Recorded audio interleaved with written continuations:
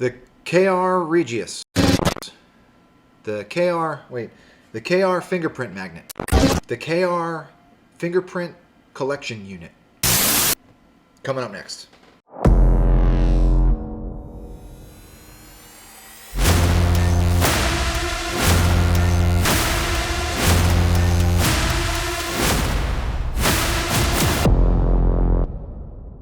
What's up, everybody? Tim from Tierphone Orbital here. The KRSabers.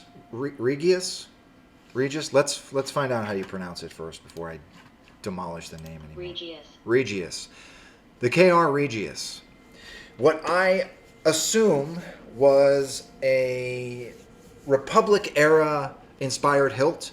Anytime I see chrome on a hilt, I think Republic-era, I think prequel-era lightsabers. Not a huge fan of heavily chromed hilts for obvious reasons. They're fingerprint magnets. That's just me. That being said, this is a beautiful hilt. I do love seeing any kind of two-tone metals like brass on aluminum or brass on chrome, brass on steel. That always looks great to me. This was or is KR's first fully designed in-house hilt. They designed it from the ground up, and it is super unique. I will give it that. I do love this hilt. When I first saw the unveiling pictures, I did like it. I just am not a fan of chrome. Not a big fan. So, the usual.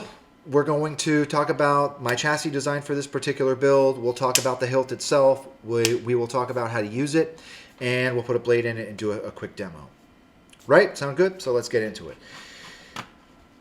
For this chassis design, the client is a big Transformers fan.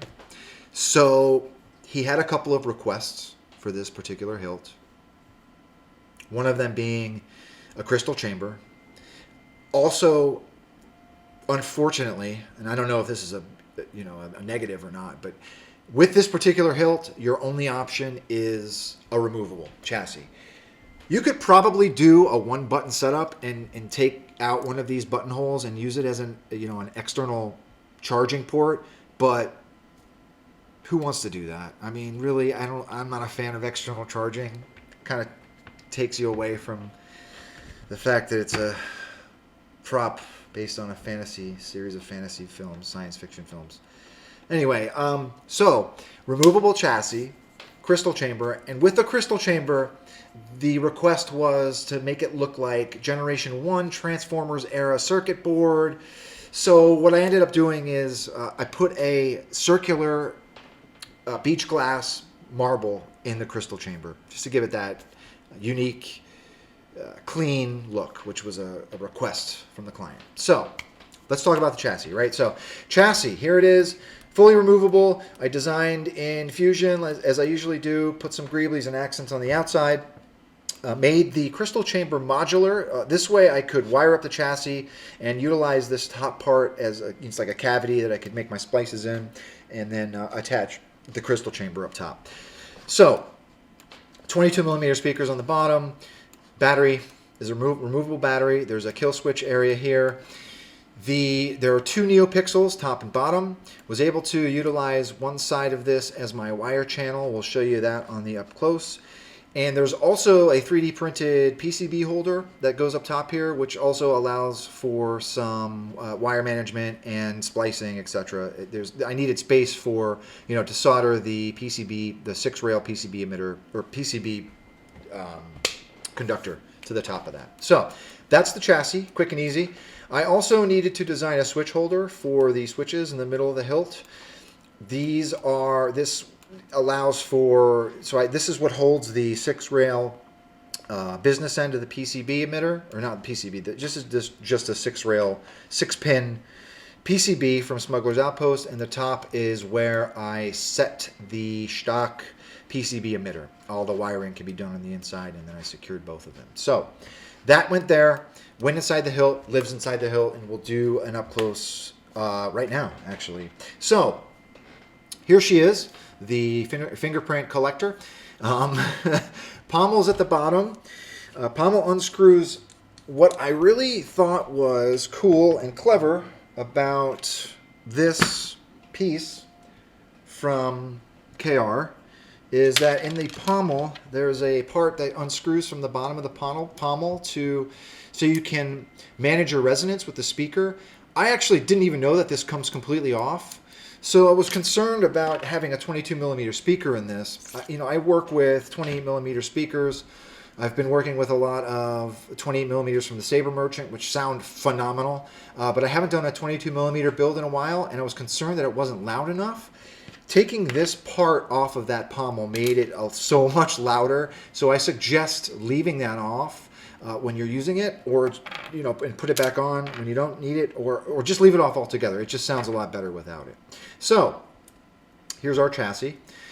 Again, 28 millimeter speaker. This is from Smugglers Outpost. Proffieboard V2. Removable battery. Your negative is the spring side. Positive is up top towards the crystal chamber. You pop your battery in. Turn the kill switch on. Jedi. Here's the crystal chamber I was talking about. We have 2 neopixels, top and bottom. There's a frosted, well, it's not frosted, but this was beach glass that's been made into a marble. With beach glass, it's nice and frosty, so there's a lot of light dissipation that can go on with that one. And here's the Smugglers Outpost 6-rail PCB connector. This is what makes a connection to the inside of the chassis that completes your circuit to the rest of the hilt. So, and the chassis is like, obviously you can turn it on and off when it's outside of the hilt. So when you're ready to go, you want to put your chassis into the hilt.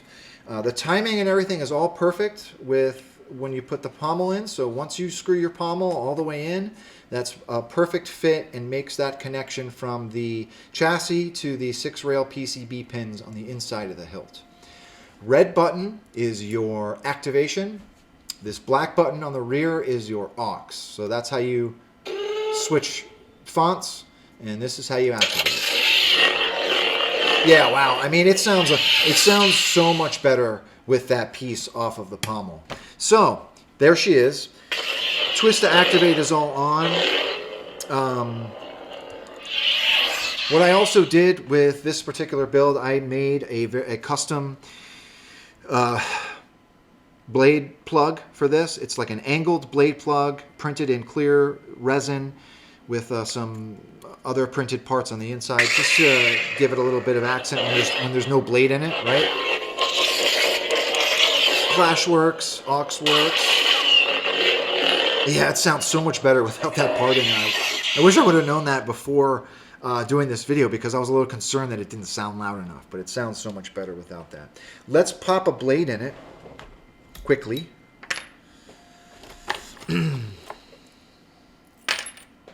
So there is a set screw on the top of this.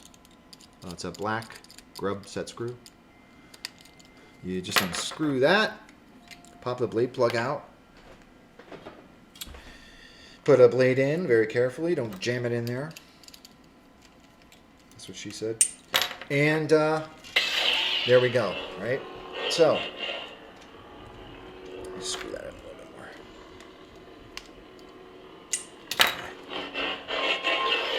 It feels great, nice and thin.